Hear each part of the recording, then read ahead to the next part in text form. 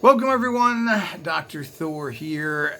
Get ready for Gnosis. Well, having a witness, a strong sample of whomever you're trying to connect to, or a energetic sample of some sort of something you want to draw energy from is critical.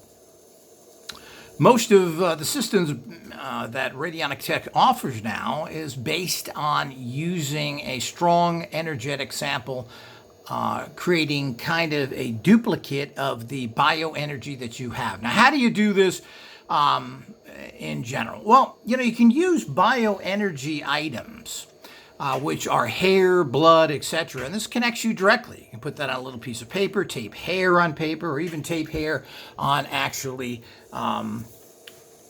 things like Polaroids here.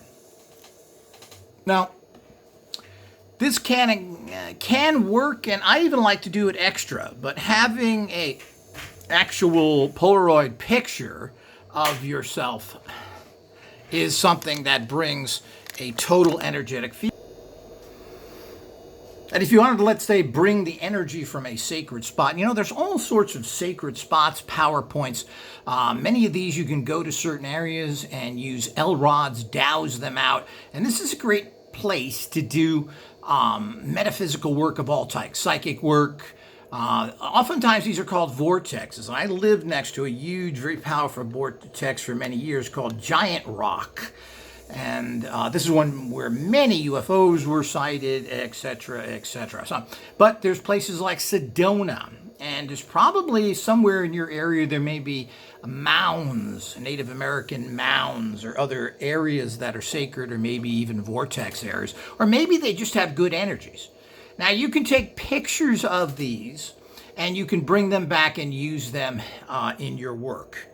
Now, most of the time we're taking pictures pretty much of ourselves or people we know. And this is what we use to connect to them using radionic machines and other type practices.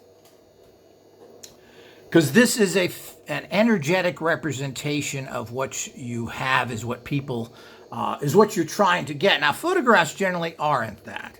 Photographs that are now made today, which have been digitalized and so many other things, just don't have those kind of energetic things. You get nice, beautiful pictures, but in the digitalizing process, you have just about eliminated, and we'll show you this, their energy. Now, this is what they call one of these Zink cameras. This is a snap made by Polaroid. Of course, that's not the original company, but somebody bought to use that name. They went bankrupt, and as you can see. And it's a nice little camera. It has a lot of different little features. Let's, we pop it up here. It has a flash. And this, of course, takes very good instant pictures. And it prints out here, and we'll go through that process. And of course, here is the film that goes in it called Zink. Now, these are liquid crystals, and it's a step up for instant development. The zinc crystals that are in here produce good pictures. Now, I haven't got a good picture, but here's kind of what you're looking at. The size is pretty much the same as a standard Polaroid.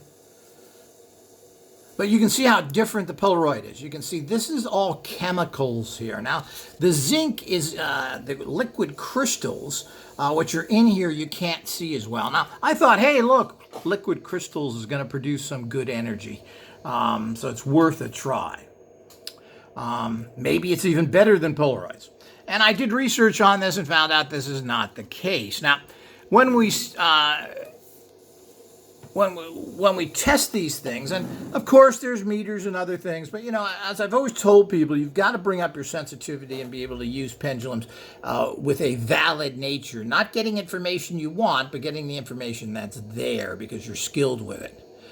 Now, on a scale of 1 to 10, how much energy does this hold? 2, 4, 6, 8. So this is very good. A Polaroid's holding about 80% of the energy. And you got to, how does that work? Well, the photons bounce off of whatever you're taking a picture of, come back in here, and then stick in here. So you're using light energies which carry huge amounts of information. Now, all cameras work like that to a degree, but they're not holding them. When you use a Polaroid, and particularly a Polaroid that Radionic Tech makes, you've got all these things here to amplify it. So with all this amplification, we brought this up to 80% holding of energy, which is really good. Now let's take this.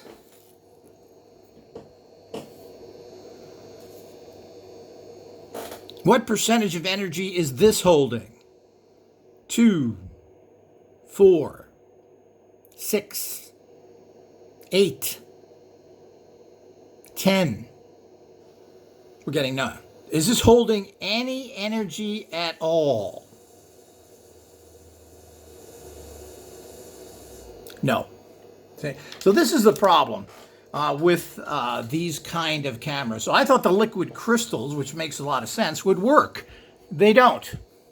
So here's what the camera looks like. It's in the back. It's very similar. It's nice size. And let's see if we can take a picture here.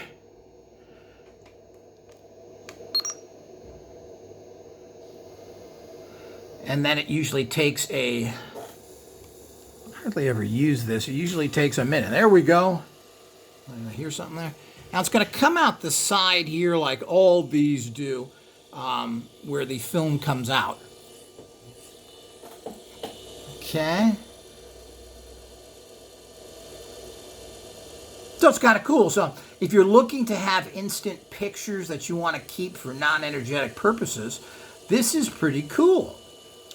And the quality of the picture, even though the lighting in here is not very good, is much better than a Polaroid. Generally, this is pretty good printing capacity. And of course, this is a cheap camera, but you can see that this comes out. And it's pretty much instantaneous. It's not really developing any more than this. It's the liquid crystal part of it.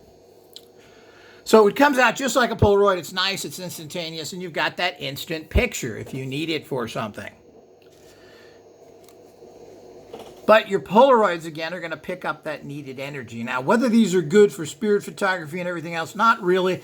And if you don't have the actual upgrades, which is the tachyons, these sacred symbols, these anti-radiation to keep out other energies, all of this is very important to get the kind of results that you want. So if you're taking spirit photography, if you're trying to catch ghosts and other things, and you're trying to take pictures of energy fields, you have to use a Polaroid, and it's as simple as that. Sometimes 35 millimeter cameras have been able to pick things up because it's kind of a photographic film process that has to be developed. So you're getting some of that there. But it's not really good for using energy purposes like this does, because this holds the energy right in there, because the developer and the photograph are together. It's important to understand that. This, you have the developer together, but the developer is a crystalline substance that just doesn't seem to hold any of those. So let's try that yet again.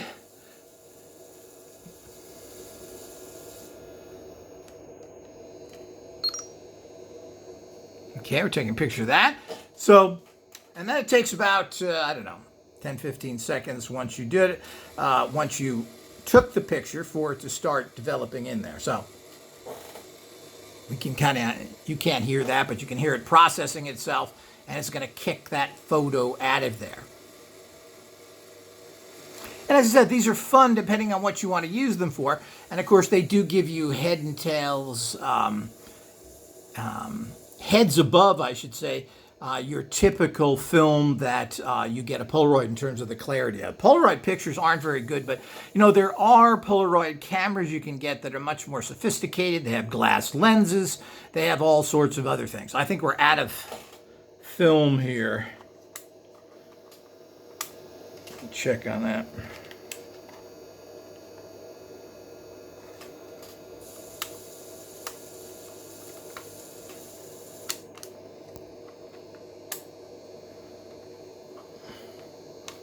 Yes, we're out of film in this, so we're not going to take any pictures, but you don't need to really know that. So So you can get really good Polaroids if you want to. I haven't experimented with them yet. I do have one, which I'm going to be trying soon, a little better one. And as I said, they have ones that are pretty damn fancy. They even have oversized Polaroids, which take really large pictures. So there's lots of different Polaroids that you can actually obtain that give you very high quality pictures while keeping the Polaroid. So as I said, you've got to have this back on it. When you eliminate that and you kind of have the liquid crystals, I guess they're in here somewhere, but they're not really picking up any real energy. And that's really sad because they do give you good pictures, but not with these. So hopefully that clarifies this type of camera. Again, this is called Zink process, which is head and shoulders above for regular pictures. Here it is, Zink. But it's not good. And we're talking about energy here. You want good pictures. You want them to have them to do them at low cost and everything else. Well, you use digital pictures with a good digital camera, and then you can print them out yourself if you desire to. But those are not good for any kind of energy work. Now, people keep saying this digital stuff has energy and stuff in them. Well, if they do, and I found a very modicum amount of energy in some digital products, it is not anywhere near what you're getting. You're talking about something that is quite inferior. Now, if you're too lazy to get these kind of photographs and you're using digital stuff, well, you keep cutting out very subtle energies to begin with, and all you're doing is producing a lot of failure. You cannot amplify digital pictures well. People like put it through this. Put through what process? You're amplifying through your computers. You're not amplifying using resonant type amplifiers, which would be some sort of tube-based amplification. And it's not just tubes, people. People misunderstand that. You have to have all the accessories that are added onto that tube amplifier, transmitter, etc. All the little things that we add, and we internally structure our the internal energies we restructure through a exclusive and unique process only known to radionic tests. So there's a whole bunch of things going on. It's just not tube amps. It's just not these things we add to it. There are many other things going on. You need all that because we're dealing with very subtle energies, and we need to bring those up for manifestation. So hopefully that makes it clear, and now you've seen the other cameras that are out there other than what would be 35 millimeters and other things, which you then have to, again, these have a little bit more, but you have to develop them, and you're still not getting that kind of energy that you need. Hopefully that's helpful. Until next time.